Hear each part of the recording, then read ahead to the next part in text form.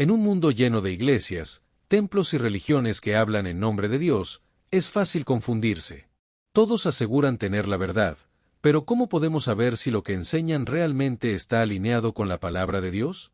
Este video no es para atacar a ninguna iglesia ni para generar polémica. Todo lo contrario, lo hacemos con respeto, amor por la verdad y por cada persona que busca sinceramente agradar a Dios. Aquí vamos a revisar 10 iglesias o movimientos religiosos conocidos, y mencionaremos enseñanzas o prácticas específicas que no están en armonía con lo que enseña la Biblia. El objetivo es claro, que cada uno pueda ir a la Escritura y no a las tradiciones humanas, y que podamos crecer en discernimiento espiritual. Si amas la verdad, quédate hasta el final y déjanos en los comentarios tu punto de vista con respeto. Número 1. Iglesia Católica. La Iglesia Católica ha tenido un papel histórico muy importante en la expansión del cristianismo, en la conservación de textos sagrados y en la construcción de templos dedicados a Dios. Sin embargo, al observar con atención sus enseñanzas más arraigadas, es necesario hacer una pausa y analizar si esas doctrinas están plenamente fundamentadas en la palabra de Dios. Este análisis no se hace con ánimo de confrontar por confrontar, sino con el deseo de buscar la verdad tal como Dios la reveló en las Escrituras. Cuando la tradición humana se impone por encima de la Biblia, surge el riesgo de reemplazar la fe genuina por estructuras que Dios nunca ordenó. Una de las enseñanzas más visibles dentro del catolicismo es la veneración a María como Madre de Dios y Reina del Cielo. Aunque es cierto que María fue una mujer escogida, honrada y bendecida para dar a luz al Hijo de Dios, no hay en la Biblia una sola indicación de que deba ser venerada, adorada ni invocada en oración. En Lucas capítulo 1, María se llama a sí misma la sierva del Señor, y en ningún momento Jesús enseña a los discípulos a orarle a ella. De hecho, en Juan capítulo 2, en las bodas de Caná, María misma dice, «Haced todo lo que Él os diga», señalando que Jesús es el centro, no ella. Otra práctica extendida es el rezo del rosario, donde se repiten decenas de oraciones a María por cada conjunto de cuentas.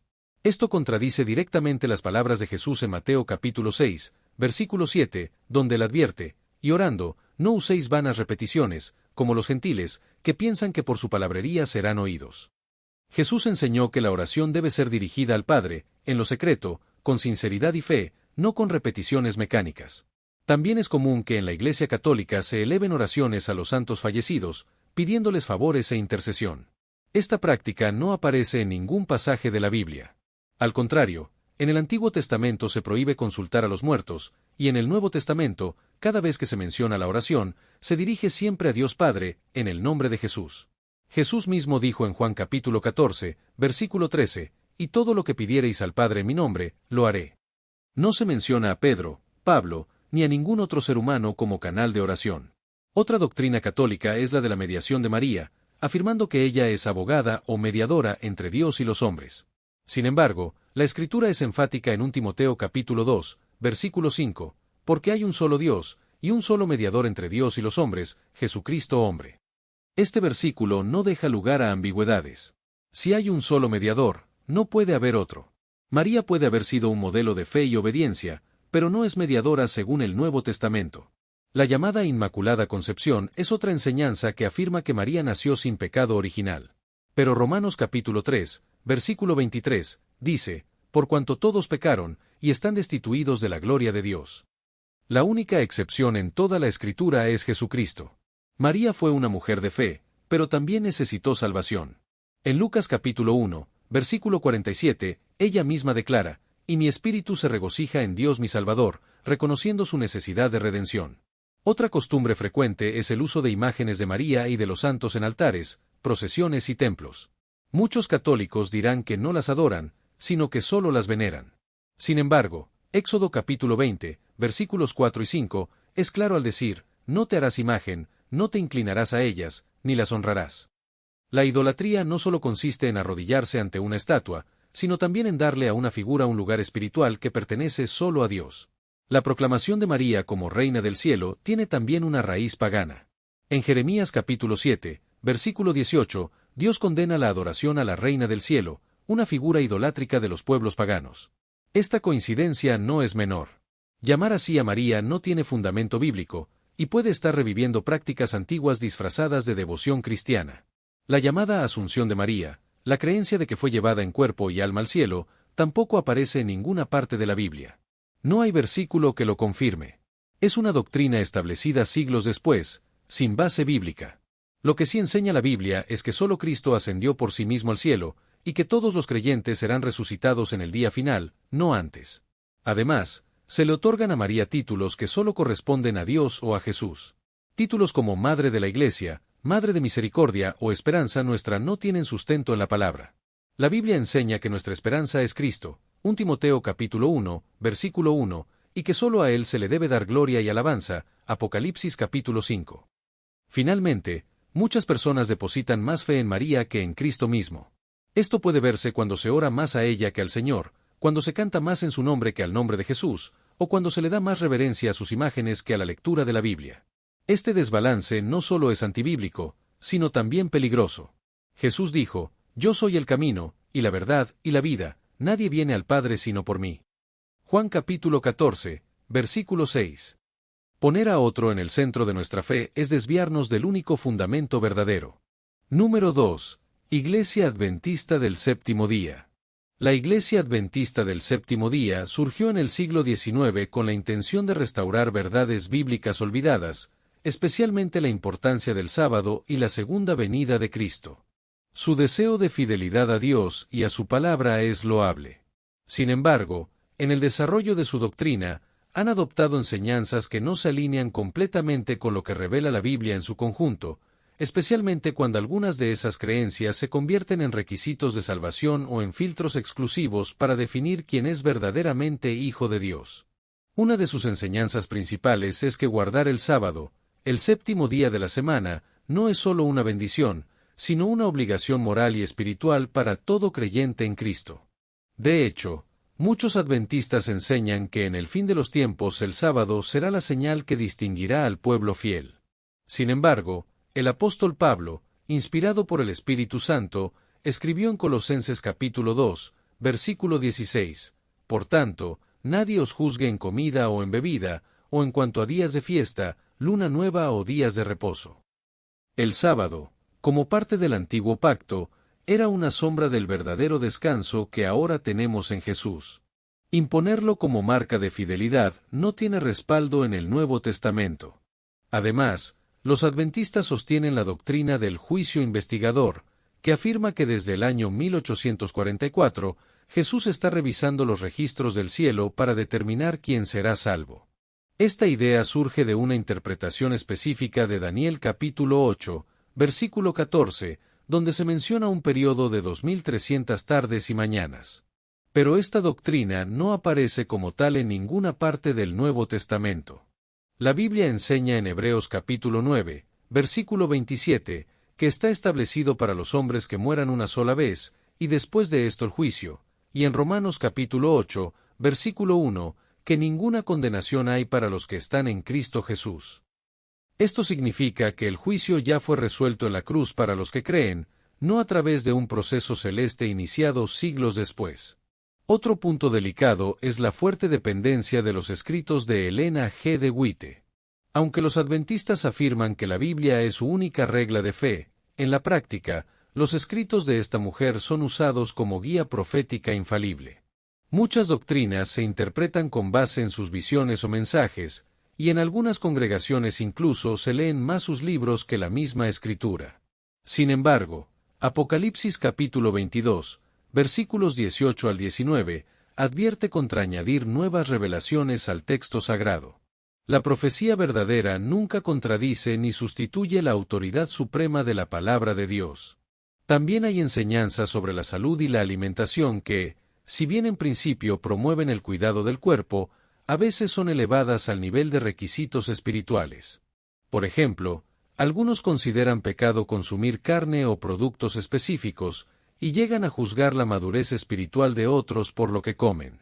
Pero la Biblia dice en 1 Corintios capítulo 8, versículo 8, si bien la vianda no nos hace más aceptos a Dios, pues ni porque comamos seremos más, ni porque no comamos, seremos menos. Las normas alimenticias no deben convertirse en cargas legalistas sobre los creyentes. Otra enseñanza errónea es que solo los que guardan el sábado y pertenecen a la iglesia remanente, ellos mismos, son los verdaderos hijos de Dios. Esta visión excluye a millones de cristianos sinceros que han sido salvos por gracia mediante la fe en Jesús y que no pertenecen al adventismo. La Biblia declara en Romanos capítulo 10, versículo 13, todo aquel que invocare el nombre del Señor, será salvo. No hay denominación que pueda atribuirse el monopolio de la salvación. Cristo vino a buscar y salvar lo que se había perdido, no a fundar un club exclusivo. La Iglesia Adventista también enseña que el infierno no existe como lugar de castigo eterno, sino que los impíos serán simplemente aniquilados, es decir, dejarán de existir. Pero Jesús habló del castigo eterno con claridad en Mateo capítulo 25, versículo 46, e irán estos al castigo eterno, y los justos a la vida eterna. La misma palabra eterno se usa tanto para el castigo como para la vida, indicando que ambas condiciones son duraderas. Borrar esta enseñanza es quitarle peso a la justicia divina. En algunas comunidades adventistas se ha fomentado la creencia de que asistir a iglesias que no guardan el sábado es adorar a la bestia o estar bajo Babilonia espiritual. Esta interpretación ha sido usada para infundir temor en los creyentes y para evitar que los miembros se relacionen con otros cristianos. Pero esta división no es obra del Espíritu de Dios. Jesús mismo dijo en Marcos capítulo 9, versículo 40, el que no es contra nosotros, por nosotros es. No debemos demonizar a otros creyentes solo porque no comparten la misma interpretación profética. Otra práctica es observar muchas reglas externas sobre la ropa, el maquillaje o el comportamiento, las cuales, aunque buscan pureza, muchas veces se convierten en legalismo. Pablo enseña que el reino de Dios no es comida ni bebida, sino justicia, paz y gozo en el Espíritu Santo. Romanos capítulo 14, versículo 17. Cuando la fe se vuelve una lista de normas humanas, se pierde la libertad gloriosa de los hijos de Dios. Finalmente, una preocupación es que, en muchas comunidades adventistas, se predica más sobre el sábado, la profecía y los eventos finales que sobre la cruz, el perdón, la gracia y la relación íntima con Cristo. La centralidad del Evangelio debe estar en Jesús crucificado y resucitado, no en un calendario profético. 1 Corintios capítulo 2, versículo 2, dice, pues me propuse no saber entre vosotros cosa alguna sino a Jesucristo, y a este crucificado. Número 3. Testigos de Jehová. Los testigos de Jehová son conocidos por su fervor evangelístico, su disciplina organizativa y su compromiso con la predicación pública. Caminan de puerta en puerta y dedican muchas horas a lo que llaman la obra del reino. Sin embargo, cuando se examinan sus doctrinas a la luz de la Biblia Reina Valera, se encuentra una serie de enseñanzas profundamente problemáticas, que los alejan del corazón del Evangelio de Cristo y los acercan a una estructura religiosa basada más en control doctrinal que en libertad espiritual. Una de las enseñanzas más graves es la negación de la divinidad de Jesucristo. Los testigos enseñan que Jesús no es Dios, sino el arcángel Miguel, una criatura creada por Jehová. Pero la Biblia, desde el Evangelio de Juan, declara abiertamente, en el principio era el Verbo, y el Verbo era con Dios, y el Verbo era Dios. Juan capítulo 1, versículo 1. Además, en Juan capítulo 20, versículo 28, Tomás llama a Jesús, Señor mío, y Dios mío, y Jesús no lo corrige. Esta enseñanza no es secundaria, es fundamental, porque rechazar la divinidad de Cristo es rechazar al Dios que salva. Otra doctrina errada es su traducción propia de la Biblia, llamada traducción del Nuevo Mundo. Esta versión ha sido modificada para ajustarse a sus creencias, especialmente en los textos donde se afirma que Jesús es Dios. Por ejemplo, en Juan capítulo 1, versículo 1, ellos traducen, el Verbo era un Dios, lo cual ningún manuscrito griego original respalda. Esto altera la esencia del texto y es una forma de manipular las Escrituras para justificar una doctrina previamente asumida. La Biblia misma advierte en Apocalipsis capítulo 22, versículo 18, contra añadir o quitar a las palabras del libro. También niegan la existencia del infierno como lugar de castigo eterno. Enseñan que los malvados simplemente dejarán de existir, serán aniquilados. Pero Jesús habló del castigo eterno más veces de lo que muchos imaginan. En Mateo capítulo 25, Versículo 46, él dice, e irán estos al castigo eterno, y los justos a la vida eterna. La misma palabra eterno se usa para ambos destinos. El infierno no es una invención medieval, es una realidad bíblica. Los testigos de Jehová también niegan la inmortalidad del alma. Ellos creen que al morir, la persona deja de existir completamente, y que solo Jehová puede resucitarla si lo desea. Pero Jesús mismo relató la historia del rico y Lázaro en Lucas capítulo 16, donde ambos mueren, pero siguen conscientes en diferentes realidades espirituales. Esta parábola muestra que el alma sigue viva después de la muerte, y que existe una separación eterna basada en la fe y la justicia divina. Otra práctica que ha causado controversia es la prohibición total de transfusiones de sangre. Enseñan que recibir sangre es un pecado que desagrada a Dios, citando textos del Antiguo Testamento donde se prohíbe comer sangre. Pero una transfusión no es lo mismo que comer. En el Nuevo Testamento, Jesús dijo en Marcos capítulo 7, versículo 15, «Nada hay fuera del hombre que entre en él, que le pueda contaminar». Las transfusiones salvan vidas y no tienen relación alguna con idolatría ni con rituales paganos. Negarlas ha causado muertes innecesarias entre niños y adultos fieles a esta doctrina humana. Además, ellos afirman que solo los 144,000 ungidos, según Apocalipsis, irán al cielo, mientras el resto de los fieles vivirán en la tierra restaurada. Esta interpretación literal de un número simbólico contradice la visión global del cielo que aparece en Apocalipsis capítulo 7, versículo 9. Después de esto miré, y aquí una gran multitud, la cual nadie podía contar, de todas naciones y tribus y pueblos y lenguas, no son solo 144,000 los que estarán con Cristo, sino todos los redimidos por su sangre. Los testigos tampoco celebran la Navidad, la Pascua, los cumpleaños ni ninguna festividad, alegando que tienen origen pagano. Pero la Biblia no prohíbe celebrar fechas si se hacen con gratitud, fe y adoración a Dios. En Romanos capítulo 14, versículo 5, Pablo dice, uno hace diferencia entre día y día, otro juzga iguales todos los días. Cada uno esté plenamente convencido en su propia mente. No hay condenación para quienes celebran o no celebran, si lo hacen para el Señor. Otra enseñanza problemática es su rechazo total a participar en política, votar o portar símbolos patrios. Aunque es cierto que el cristiano debe buscar el reino de Dios por encima de todo, no se le prohíbe ser un ciudadano responsable. Jesús mismo dijo, «Dad al César lo que es del César, y a Dios lo que es de Dios». Mateo capítulo 22, versículo 21. Los primeros cristianos oraban por sus gobernantes, 1 Timoteo capítulo 2, no se apartaban completamente del mundo civil. También enseñan que solo su organización es el canal de comunicación de Dios en la tierra, y que fuera de los testigos no hay salvación. Esta idea se asemeja peligrosamente al orgullo religioso de los fariseos. La Biblia dice en Romanos capítulo 10, versículo 13, «Todo aquel que invocare el nombre del Señor, será salvo». No dice todo aquel que pertenezca a una organización. Limitar la salvación a una sola estructura humana es colocarse por encima de lo que Dios mismo declaró. Por último, hay una fuerte cultura de control dentro de su organización. Los miembros no pueden cuestionar las enseñanzas de la Watchtower, no pueden estudiar otros puntos de vista, y quienes disienten son expulsados y aislados, incluso de sus propias familias.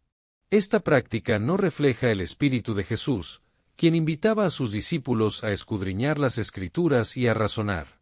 2 Corintios capítulo 3, versículo 17, dice, «Donde está el Espíritu del Señor, allí hay libertad». Número 4. Iglesia Pentecostal. La Iglesia Pentecostal ha sido usada por Dios en muchos lugares del mundo para despertar un fuego de oración, santidad y pasión por el Espíritu Santo. Ha dado lugar a testimonios poderosos, conversiones sinceras y movimientos misioneros llenos de fervor. Sin embargo, no todas sus ramas mantienen el equilibrio bíblico que el Evangelio exige. Algunas congregaciones han caído en extremos doctrinales o emocionales que, aunque parecen piadosos, no se sustentan en la palabra de Dios. Es necesario reconocer lo bueno, pero también corregir lo que se ha desviado. Una de las principales desviaciones en algunas iglesias pentecostales es el exceso de emocionalismo, donde las emociones humanas se confunden con la obra del Espíritu Santo. En muchas reuniones, se grita, se cae al suelo, se corre, y se atribuye todo al Espíritu. Pero la Biblia enseña en 1 Corintios capítulo 14, versículo 40, pero hágase todo decentemente y con orden. El Espíritu Santo no es desordenado, y no necesita espectáculos para manifestarse. El fruto del Espíritu es dominio propio, no histeria ni confusión. Otra enseñanza errónea es la idea de que si no hablas en lenguas, no tienes el Espíritu Santo. Esta doctrina crea una división artificial entre creyentes completos y vacíos, lo cual es antibíblico. En 1 Corintios capítulo 12, versículo 30, Pablo pregunta, ¿hablan todos lenguas? Y la respuesta implícita es no. El Espíritu reparte dones como Él quiere, y el hablar en lenguas no es evidencia obligatoria de salvación ni de madurez espiritual. También se da, en algunos sectores, un culto exagerado al hombre de Dios o ungido, es decir, al pastor. Se le considera intocable, infalible y casi profético en todo. Algunos fieles no cuestionan nada de lo que dice el líder, aunque contradiga la Biblia. Pero Hechos capítulo 17, versículo 11, alaba a los de Berea porque escudriñaban cada día las Escrituras para ver si estas cosas eran así. Ningún predicador está por encima de la palabra. Si alguien no puede ser confrontado con la Biblia, entonces ya no está sirviendo a Cristo, sino a sí mismo. En varias congregaciones pentecostales se predica que si tienes fe verdadera, nunca estarás enfermo ni serás pobre.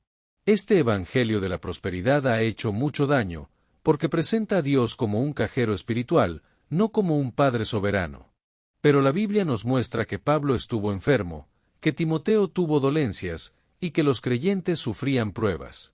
Jesús dijo en Juan capítulo 16, versículo 33, «En el mundo tendréis aflicción». La fe no nos libra del sufrimiento, sino que nos da fuerzas para atravesarlo con esperanza. Otra enseñanza incorrecta es que la salvación puede perderse por cualquier tropiezo. En algunas iglesias, se infunde miedo constante, si alguien se enoja, si tiene una mala palabra, o si no diezma correctamente, puede perder la salvación. Pero la Biblia enseña que somos salvos por gracia mediante la fe, y que la salvación es un regalo, no una cuerda delgada que se rompe a la menor caída. Romanos capítulo 8, versículo 39, declara, «Nada nos podrá separar del amor de Dios que es en Cristo Jesús». Eso no justifica el pecado, pero sí afirma la seguridad del creyente que camina en arrepentimiento. También es común ver que la doctrina se cambia por experiencias. Si alguien tuvo un sueño, una revelación o una visión, muchas veces eso se enseña como si fuera verdad absoluta. Pero la Escritura es clara, a la ley y al testimonio, si no dijeren conforme a esto, es porque no les ha amanecido. Isaías capítulo 8, versículo 20. Toda experiencia espiritual debe ser evaluada a la luz de la palabra, no al revés. En algunos lugares, la música y los cultos están diseñados para provocar euforia más que convicción de pecado. Hay alabanzas que se repiten hasta agotar la mente, gritos, luces, movimientos incontrolables. Pero 1 Corintios capítulo 14, versículo 23, enseña que si un incrédulo entra y ve desorden, pensará que estamos locos.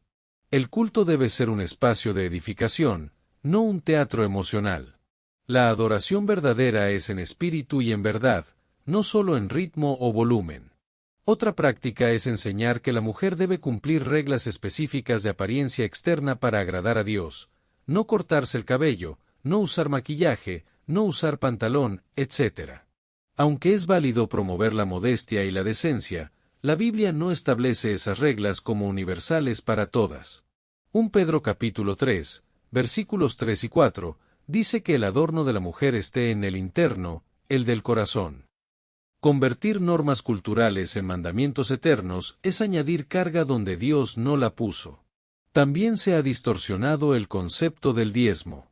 En algunos lugares, se exige como requisito de salvación o de protección espiritual. Se afirma que si no diezmas, estás robando a Dios y tu vida será maldecida.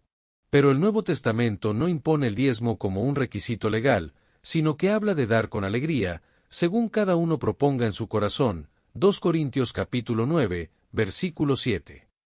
Cuando el dinero se convierte en obsesión en la iglesia, es señal de que el Evangelio ha sido desplazado.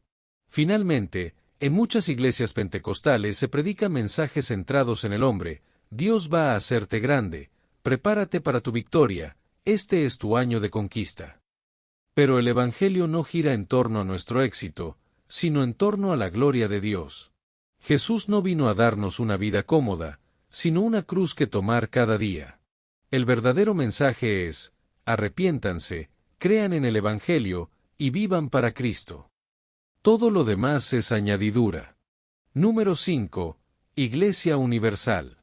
La Iglesia Universal del Reino de Dios es una de las organizaciones religiosas más conocidas en América Latina, especialmente por su presencia mediática, sus programas de televisión y su enfoque en la fe práctica que promete resultados visibles. Su líder, el obispo Edir Macedo, ha construido un imperio religioso internacional que predica soluciones rápidas a los problemas financieros, sentimentales o de salud. Sin embargo, al contrastar muchas de sus enseñanzas y prácticas con la Biblia, salta a la vista una gran diferencia entre el mensaje de Cristo y lo que esta institución ofrece como evangelio. Una de las principales enseñanzas erradas es la comercialización de la fe. Se promueven pactos con Dios a cambio de dinero, se hacen campañas con sobres especiales donde los fieles deben depositar sumas económicas según el tipo de milagro que desean, y se predica abiertamente que dar dinero activa la fe. Esta práctica contradice completamente lo que Jesús enseñó: de gracia recibisteis, dad de gracia. Mateo capítulo 10, versículo 8. La salvación, la sanidad y la bendición no se compran, son actos de gracia soberana de Dios. También se promueve el uso de objetos ungidos como aceite, sal, rosa bendecida, pañuelos o agua del Jordán, que supuestamente traen protección, salud, liberación o prosperidad. Sin embargo, la Biblia no ordena el uso de objetos mágicos para recibir bendiciones. Jesús sanó con su palabra, no con elementos rituales. Los apóstoles nunca vendieron milagros ni ofrecieron aceite bendecido por un precio.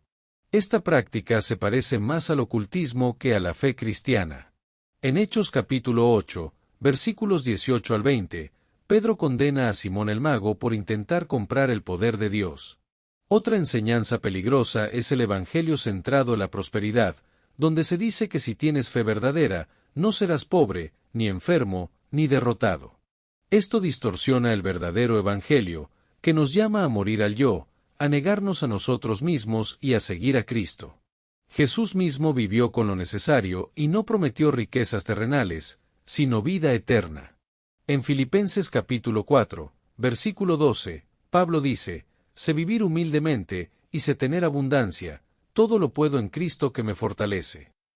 La fe no es una herramienta para conseguir plata, es una rendición total al señorío de Cristo.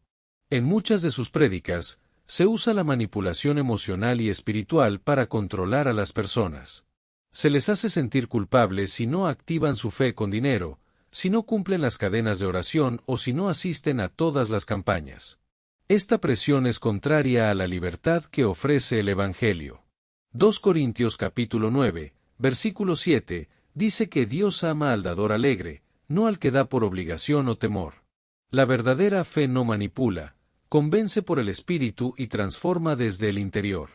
La figura del obispo o pastor principal es exageradamente elevada. Se le considera el ungido especial, cuya palabra no puede ser cuestionada.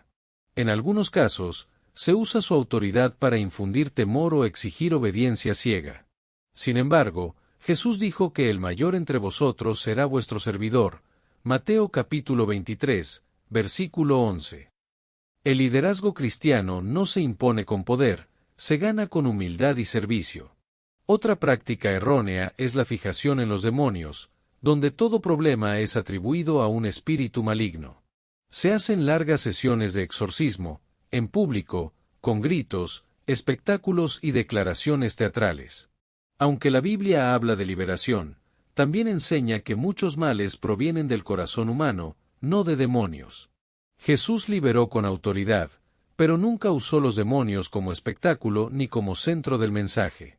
Marcos capítulo 1, versículo 25, muestra a Jesús reprendiendo al espíritu inmundo con pocas palabras, sin show ni alarde. En esta iglesia también se ha enseñado que si una persona no prospera, es porque le falta fe. Esta mentalidad ha llevado a muchos a la frustración, la deuda, y a la idea errónea de que Dios solo ama a los exitosos.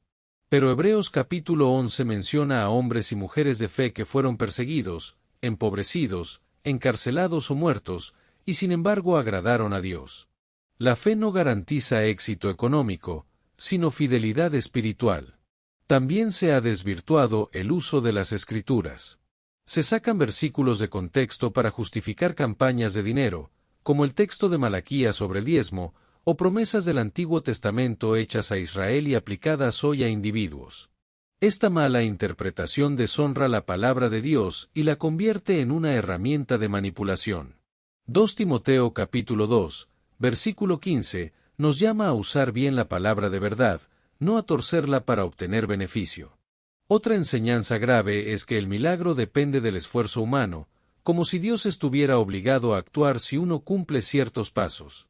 Se enseña que si uno hace una cadena de 7 viernes, o se ayuna con aceite, Dios tiene que responder. Pero esto es tratar a Dios como un sirviente, no como el Señor soberano del universo. Isaías capítulo 46, versículo 10, dice que Dios hace todo según el consejo de su voluntad. No se lo puede obligar ni manipular.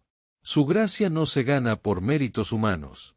Finalmente, esta iglesia ha creado una fe basada en resultados visibles y rápidos, donde lo espiritual se mide por lo que uno tiene: casa, carro, trabajo, pareja. Esto es totalmente opuesto al mensaje de Jesús, quien dijo: bienaventurados los pobres en espíritu, bienaventurados los que lloran, bienaventurados los perseguidos por causa de la justicia. Mateo capítulo 5. El verdadero cristiano no vive por lo que ve, sino por fe. Y a veces, la fe verdadera se prueba en la escasez, la enfermedad o la espera.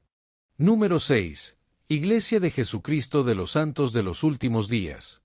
La Iglesia de Jesucristo de los Santos de los Últimos Días, conocida popularmente como los Mormones, es una organización religiosa que ha crecido significativamente en las últimas décadas. Su enfoque en la familia, la moralidad, el servicio y la organización les ha ganado simpatía en muchas comunidades. Sin embargo, su origen, sus enseñanzas centrales y sus libros doctrinales se apartan seriamente de las Escrituras. Lo que enseñan como restauración de la verdad cristiana es, según la Biblia, una desviación espiritual profunda. La primera gran desviación es su añadidura al canon bíblico. Los mormones creen que la Biblia fue alterada o incompleta, por lo que aceptan como escritura inspirada el Libro de Mormón, Doctrina y Convenios y la Perla de Gran Precio. Sin embargo, Apocalipsis capítulo 22, versículo 18, advierte: si alguno añadiere a estas cosas, Dios traerá sobre las plagas que están escritas en este libro. La palabra de Dios es suficiente, completa y perfecta, no necesita ser reemplazada ni complementada por revelaciones posteriores. Otra enseñanza contraria a la Biblia es que Dios Padre fue un hombre exaltado.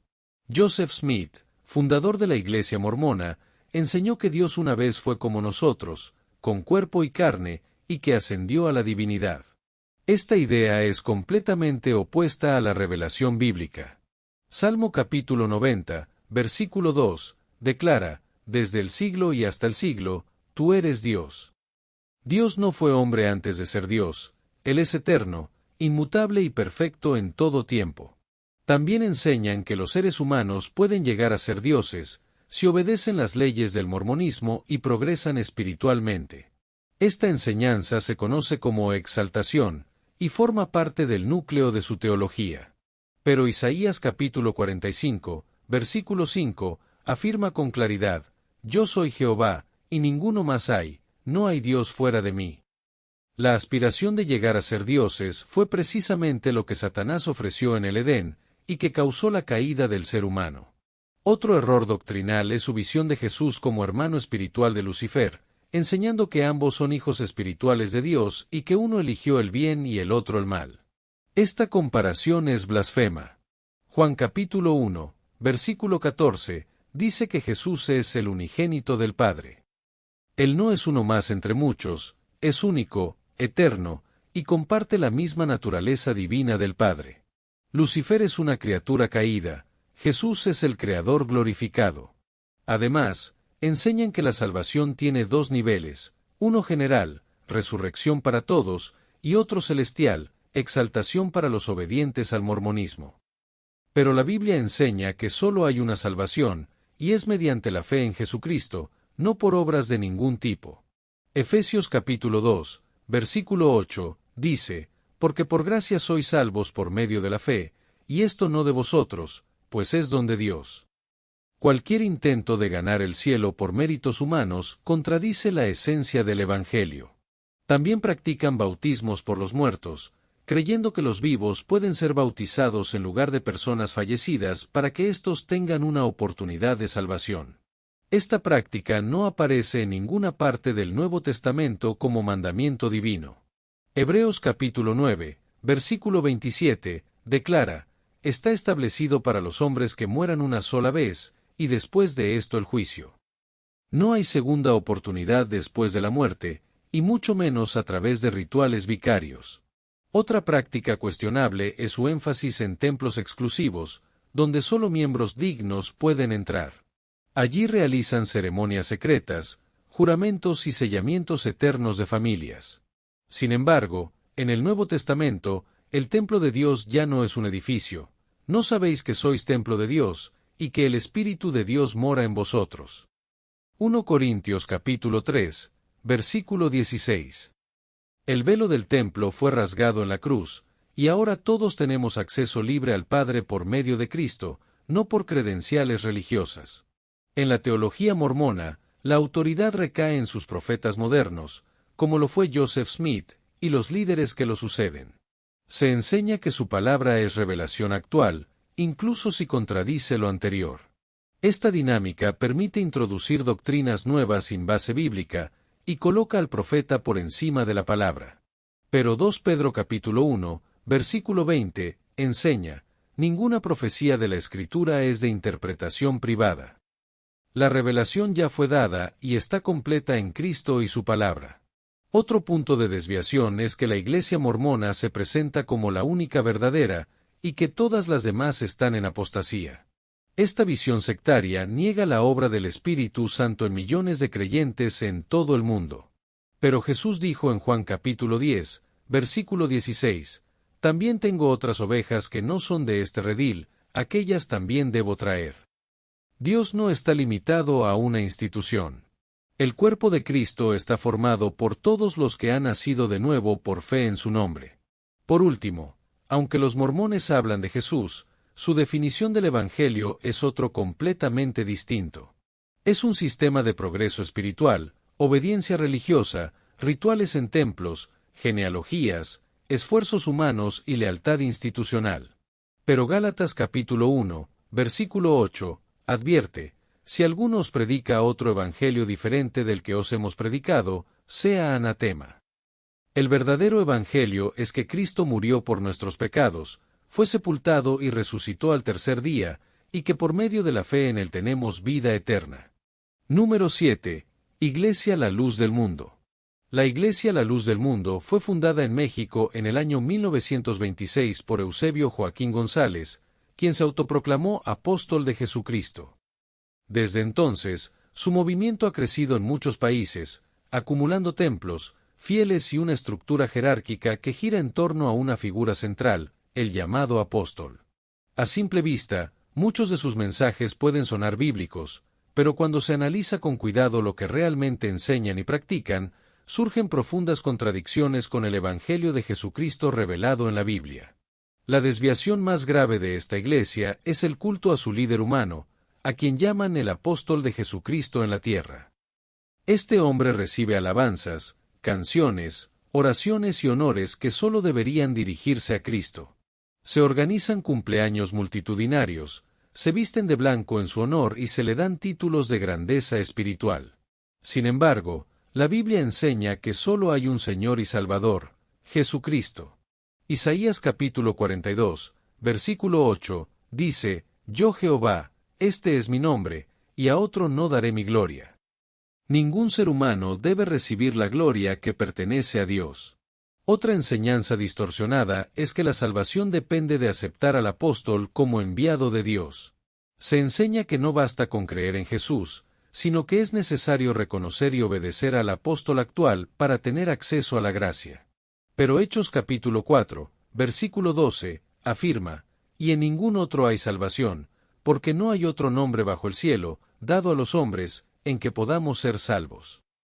Ese nombre es Jesús, no el de un líder humano, por más carismático o popular que sea. Además, esta iglesia enseña que ellos son la única iglesia verdadera, la única restauración del cristianismo puro. Desprecian a las demás denominaciones cristianas, afirmando que están en tinieblas o en error. Esta postura sectaria niega la obra del Espíritu Santo en millones de creyentes sinceros que han sido transformados por el Evangelio. En 1 Corintios capítulo 12, versículo 13, Pablo dice, porque por un solo Espíritu fuimos todos bautizados en un cuerpo. La Iglesia de Cristo no está limitada a una sola organización con sede central, sino compuesta por todos los redimidos por la sangre del Cordero. En sus cultos y enseñanzas, también se observa una distorsión del papel del Espíritu Santo, el cual es relegado a una experiencia ritual dentro del templo, y no como una presencia activa que guía a todos los creyentes. Se enseña que el Espíritu solo desciende en el momento del bautismo espiritual dirigido por el apóstol. Pero la Biblia enseña que el Espíritu Santo es dado a todo aquel que cree en Jesús, en el mismo momento de su conversión. Efesios capítulo 1, versículo 13, declara, habiendo creído en Él, fuisteis sellados con el Espíritu Santo de la promesa.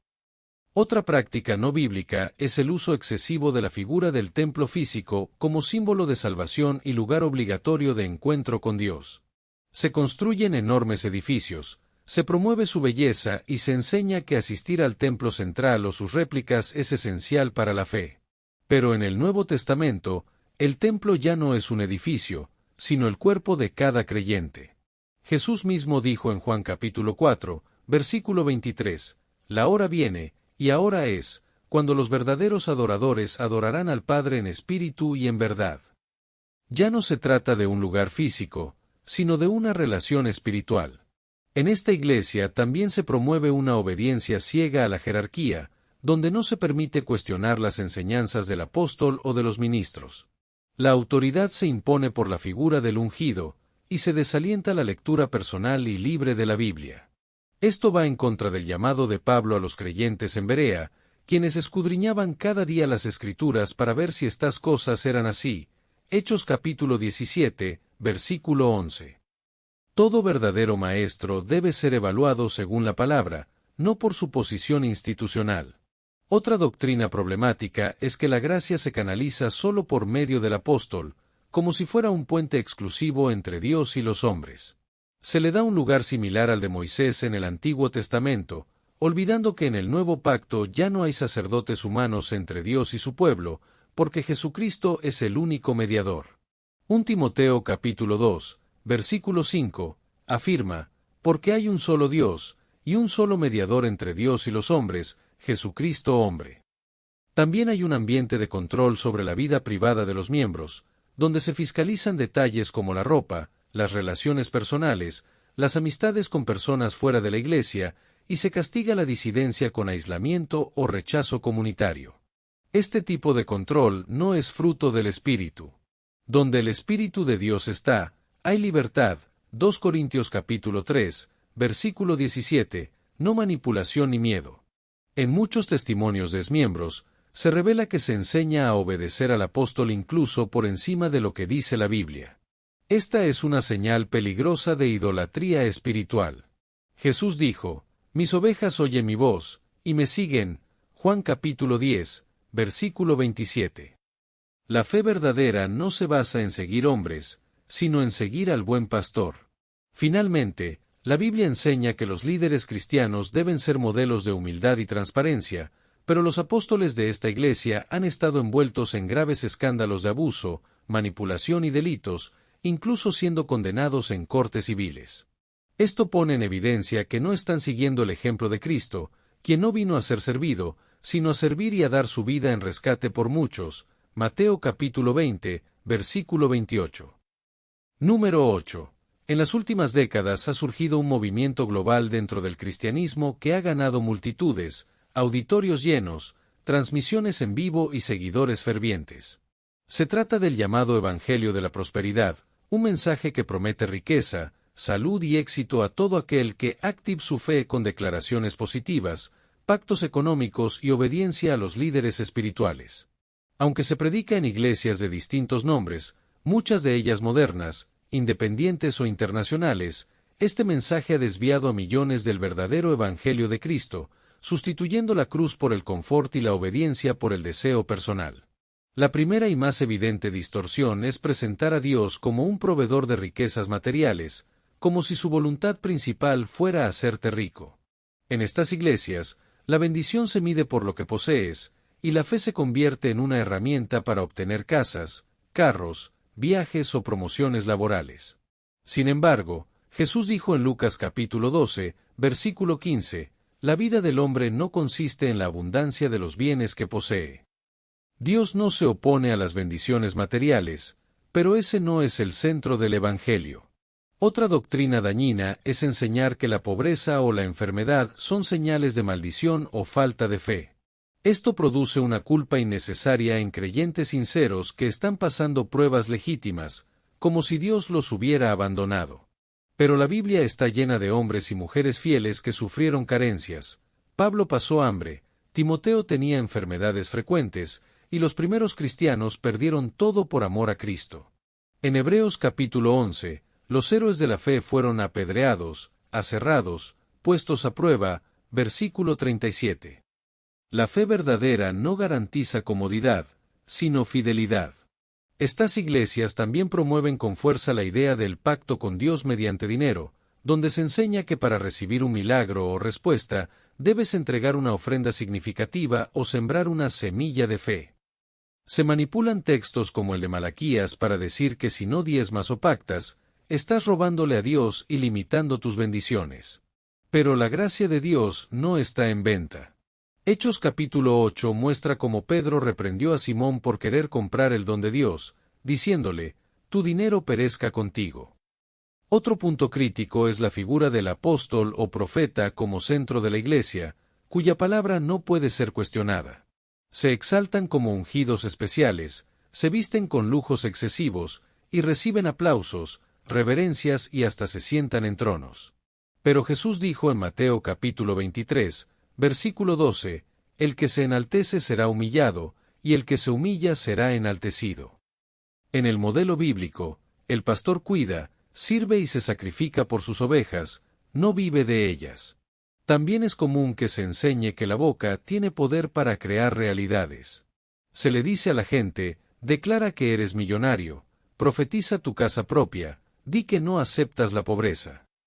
Este positivismo espiritual es presentado como fe, pero en realidad es una mezcla peligrosa de superstición con autoayuda. Santiago capítulo 4, versículo 15, nos recuerda, si el Señor quiere, viviremos y haremos esto o aquello. Declarar no es mandar a Dios, es confiar en Él sin importar el resultado. En estas iglesias se reduce el Evangelio a 5 pasos para tener éxito, 7 llaves para abrir puertas, o 3 secretos para vencer tus deudas. Se predican fórmulas, no se enseña la cruz. Se llenan auditorios con promesas, pero se vacían los corazones de arrepentimiento. El Evangelio no es un plan de negocios. Marcos capítulo 1, versículo 15, revela el verdadero mensaje de Cristo: arrepentíos, y creed en el Evangelio. Sin arrepentimiento no hay conversión, y sin conversión no hay vida nueva. Otra gran omisión en estas iglesias es el silencio sobre el pecado, el juicio y la santidad. Se evita predicar sobre la cruz, el infierno, la obediencia y el costo de seguir a Cristo. Todo gira en torno a lo que Dios hará por ti, pero poco se dice sobre lo que tú debes dejar por amor a Él. Jesús dijo que el que no toma su cruz y me sigue, no es digno de mí. Mateo capítulo 10, versículo 38. Un evangelio sin cruz no es el evangelio verdadero. Además, hay un enfoque desproporcionado en la siembra económica como fuente de liberación espiritual. Se enseña que los problemas familiares, espirituales y emocionales se solucionan al dar más dinero. Este mensaje manipula a personas vulnerables, que vacían sus bolsillos con la esperanza de recibir un milagro, mientras los líderes viven en abundancia. Pero en 2 Corintios capítulo 2, versículo 17, Pablo dice, no somos como muchos, que medran falsificando la palabra de Dios. La palabra no debe usarse como un negocio. En muchas de estas iglesias, los milagros y testimonios de éxito son exhibidos constantemente en videos, redes sociales y púlpitos. Pero rara vez se verifica su autenticidad.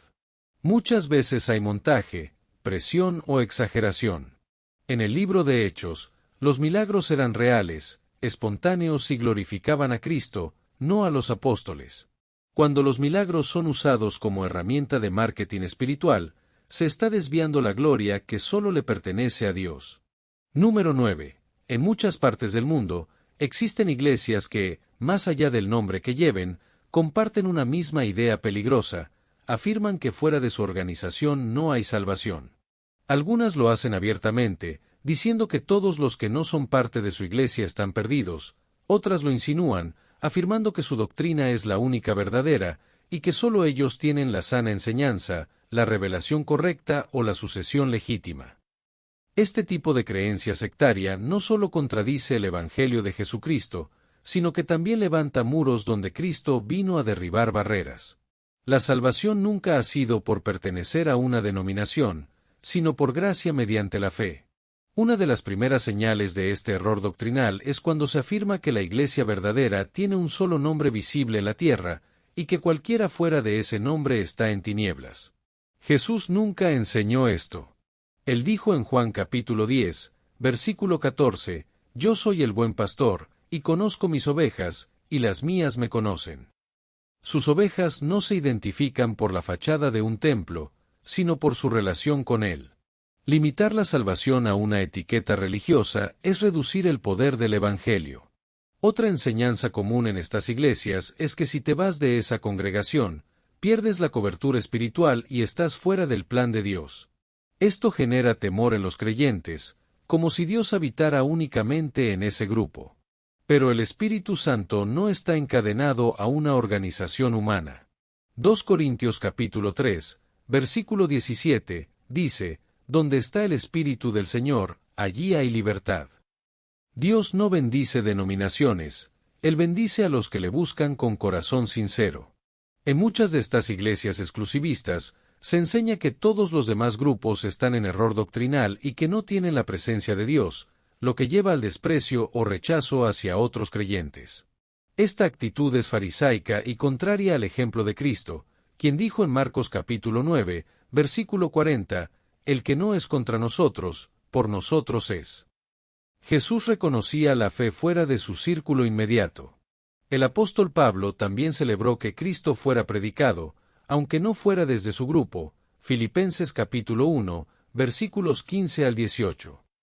Estas iglesias suelen tener una estructura jerárquica cerrada, donde la doctrina solo puede venir de arriba y el resto debe obedecer sin cuestionar. El pueblo no puede escudriñar libremente, porque se les advierte que pueden caer en error si estudian por su cuenta. Pero la Biblia elogia a los bereanos porque escudriñaban cada día las Escrituras para ver si estas cosas eran así. Hechos capítulo 17, versículo 11. Dios nunca quiso una iglesia que obedece sin pensar, sino discípulos que aman la verdad. Otro error recurrente es cuando se afirma que el bautismo solo es válido si es hecho por su ministro autorizado, en su altar, con su fórmula específica. Esto lleva a que muchos creyentes, que ya han entregado su vida a Cristo y han sido bautizados en fe, sean obligados a rebautizarse para ser considerados parte del cuerpo de Cristo. Pero la Biblia enseña que hay un solo Señor, una sola fe, un solo bautismo.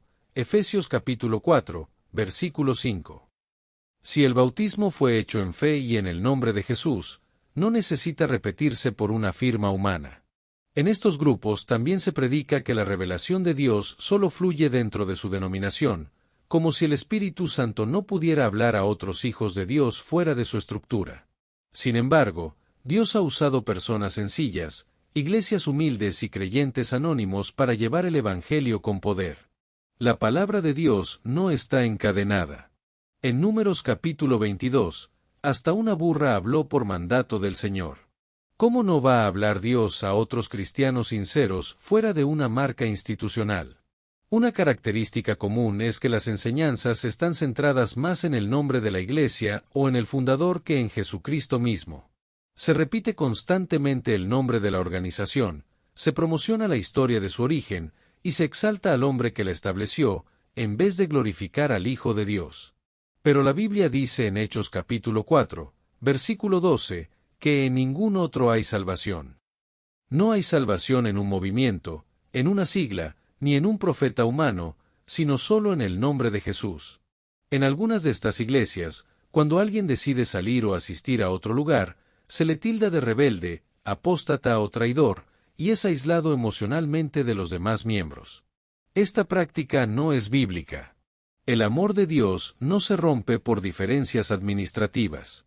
1 Juan capítulo 4, versículo 20, dice que si alguien dice que ama a Dios pero aborrece a su hermano, es mentiroso. Nadie debe ser excluido por decidir seguir a Cristo en otro lugar, mientras su fe y doctrina estén enraizadas en el Evangelio verdadero.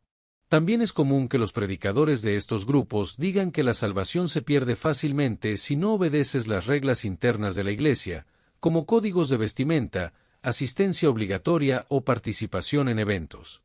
Se impone una justicia basada en obras humanas, no en la gracia. Pero Gálatas capítulo 3, versículo 3, pregunta, habiendo comenzado por el Espíritu, ahora vais a acabar por la carne. La salvación no es por esfuerzos humanos, ni se mantiene por reglas externas. Número 10. Una de las desviaciones más sutiles y peligrosas en muchas iglesias modernas no tiene que ver con la doctrina escrita, sino con la figura que se levanta en el púlpito. En lugar de que Jesús sea el centro, muchos ministerios han reemplazado al Mesías por un hombre ungido, un apóstol supremo, un profeta mayor o un padre espiritual que es visto como infalible, incuestionable y casi divino. Lo que comienza como admiración sana, pronto se convierte en idolatría disfrazada de honra, y ese culto al líder desplaza por completo la soberanía de Cristo en la vida del creyente. La primera señal de este problema es cuando el pastor o apóstol es tratado como el único canal entre Dios y la Iglesia. Se enseña que si no estás bajo su cobertura espiritual, estás en peligro, y que toda bendición depende de su aprobación. Pero 1 Timoteo capítulo 2, versículo 5, declara, hay un solo Dios, y un solo mediador entre Dios y los hombres, Jesucristo hombre. No existe un ser humano que tenga poder absoluto sobre la vida espiritual de otro creyente. La relación con Dios es directa, personal y sin intermediarios humanos. Otra práctica alarmante es que las palabras del líder se ponen al mismo nivel o por encima de la Biblia. Si el pastor dice algo, no se puede cuestionar. Si da una revelación, no se debe comparar con las Escrituras. Esto convierte al líder en un dictador espiritual. Pero la palabra dice que toda la Escritura es inspirada por Dios y útil para enseñar, redarguir, corregir. 2 Timoteo capítulo 3, versículo 16. Nadie está por encima de la Biblia, y cualquier enseñanza debe ser filtrada por ella. En muchas congregaciones donde el culto al líder es fuerte, los fieles deben pedir permiso para todo, mudarse, casarse, iniciar un negocio, visitar otra iglesia. El pastor se convierte en una especie de amo espiritual. Pero Jesús dijo en Mateo capítulo 23, versículo 10, ni seáis llamados maestros, porque uno es vuestro maestro, el Cristo. Un verdadero pastor guía, pero no controla. Aconseja, pero no obliga. Inspira, pero no esclaviza. También es común que el líder se rodee solo de personas que lo aplauden, y expulse o margine a los que hacen preguntas, proponen cambios o buscan estudiar más a fondo la Biblia. Este espíritu de control se parece más al de los fariseos que al de Cristo. En Juan capítulo 5, versículo 44, Jesús dijo: ¿Cómo podéis creer, pues recibís gloria los unos de los otros, y no buscáis la gloria que viene del Dios único? Cuando el ego del líder está inflado, la gloria de Dios desaparece. En muchas de estas iglesias, la imagen del líder aparece en afiches, redes sociales, pancartas, libros y hasta en los vitrales del templo. Su rostro se promueve más que el rostro de Cristo. Se le celebra como al Padre espiritual o el profeta que Dios ha puesto en esta generación, y se hacen cultos para honrar su cumpleaños o aniversario ministerial. Pero Isaías capítulo 42, versículo 8, es claro: yo Jehová, a otro no daré mi gloria. Toda gloria es de Cristo, no del hombre. Otra señal es que el líder impone miedo espiritual, diciendo que si alguien lo abandona o lo contradice, caerá en maldición o le irá mal. Se manipulan testimonios de exmiembros que sufrieron después de irse, para infundir temor. Pero la Biblia dice en Romanos capítulo 8, versículo 1, ninguna condenación hay para los que están en Cristo Jesús. Dios no castiga a los que buscan la verdad, ni protege a los que se aprovechan de su nombre. En este tipo de iglesias, los recursos económicos de la congregación están centrados en enriquecer al líder, quien vive con lujos, guardaespaldas, autos costosos y casas de alto valor, mientras muchos fieles viven en pobreza. Se enseña que es señal de la unción o de la recompensa divina, pero Jesús, el Hijo de Dios, no tenía donde recostar su cabeza. Mateo capítulo 8, versículo 20. El verdadero siervo de Dios no vive del pueblo, vive para el pueblo. También se ha vuelto común que los títulos espirituales sean vendidos o entregados como estrategia de poder. Pastores se autoproclaman apóstoles, profetas mayores o patriarcas sin respaldo bíblico ni testimonio verdadero. Estas etiquetas buscan crear jerarquía, no edificar el cuerpo de Cristo. Efesios capítulo 4 muestra que los dones ministeriales son dados para perfeccionar a los santos, no para establecer rangos de superioridad espiritual. En muchas congregaciones, el tiempo de predicación es más un discurso motivacional que una exposición bíblica, y todo gira en torno a lo que el líder ha vivido, soñado o interpretado. La palabra de Dios se menciona, pero no se enseña con profundidad. Se alimenta a la gente con frases bonitas, no con pan de vida.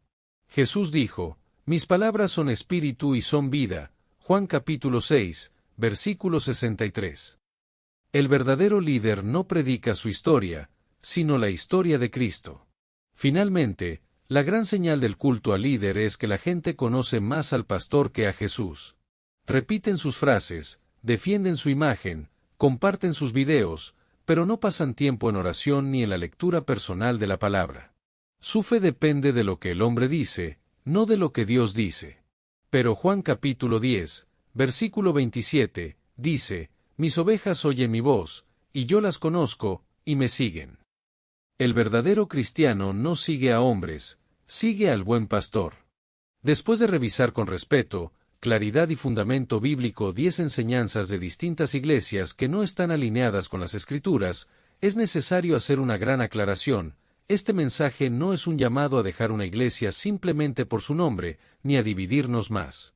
Es un llamado urgente a volver a la verdad de la palabra, y a asegurarnos de que donde estemos congregados, Cristo sea el centro, no el hombre.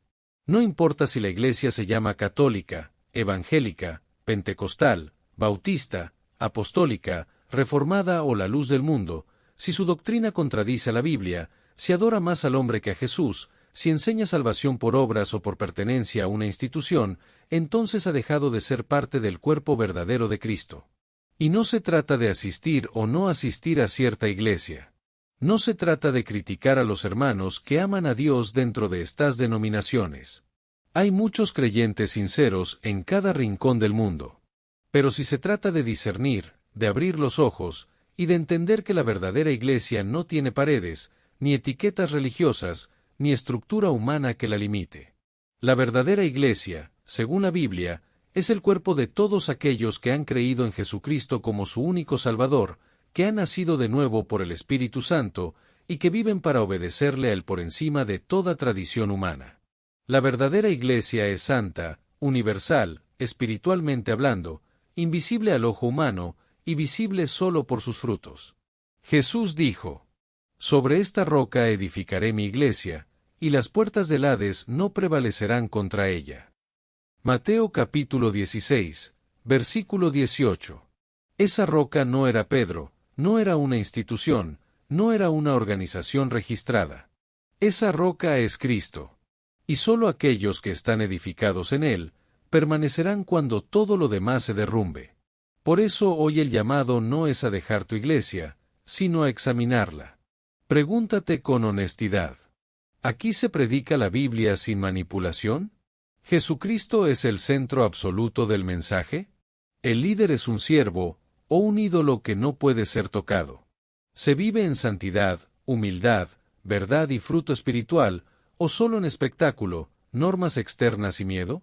Si donde estás la palabra de Dios es torcida, si la gloria se la lleva un hombre y la gracia de Cristo es reemplazada por rituales o dinero, entonces no estás en una iglesia, estás en una estructura vacía. Pero si donde estás se exalta a Cristo, se enseña su palabra con temor y temblor, y se vive en amor y verdad, entonces no importa el nombre que tenga lugar, allí está la verdadera iglesia. Porque la iglesia verdadera no se mide por lo que tiene en el letrero, sino por lo que tiene en el corazón. Y el corazón de la iglesia verdadera es Cristo, y solo Cristo.